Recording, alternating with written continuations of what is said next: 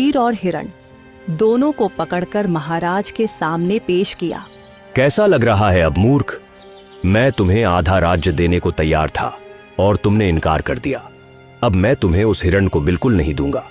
आखिरी बार देख ले इसे, मूर्ख कहीं के। महाराज, मैं जानता हूं कि आप जो निर्णय लेते हैं उस पर अडिग रहते हैं। बस आपसे मेरी एक विनती है, मैं अपने इस हिरण को एक बार गले लगाना चाहता हूं। मैंने इसे अपने बेटे जैसा चाहा है। जा, तुम्हें इतनी मोहब्बत है तो जा गले लगा ले इसे। रघुवीर ने दौड़कर उस हिरण को गले लगा लिया। दोनों की आंखों से आंसू बहने लगे और जैसे ही वे आंसू धरती पर गिरे, वहां एक नीला फूल खिल गया। महाराज, यही वह फूल है जो आपकी पुत्री को ठीक कर सकता है।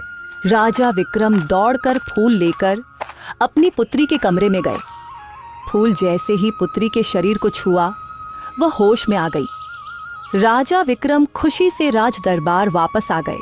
मुझे माफ कर दो रघुवीर, मैंने अपनी पुत्री के प्यार में अंधा होकर तुम्हारे साथ अन्याय किया। तुम्हारे आंसू सच्चे थे। अब मैं समझ गया कि तुम कितना सत्य बोल रहे थे।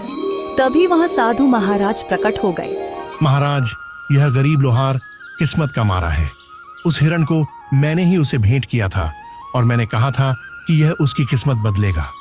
मैं जानता था कि आपकी पुत्री का इलाज उसी मायावी हिरण से होगा, लेकिन वह तभी संभव था जब हिरण पालने वाले की आंखों से सच्चे आंसू निकले, और सच्चे आंसू केवल सच्चे इंसान के निकलते हैं। साधु ने रघुवीर को देखकर कहा, रघुवीर, तुम्हारा काम पूरा हुआ और जैसा कि मैंने कहा था, यह हिरण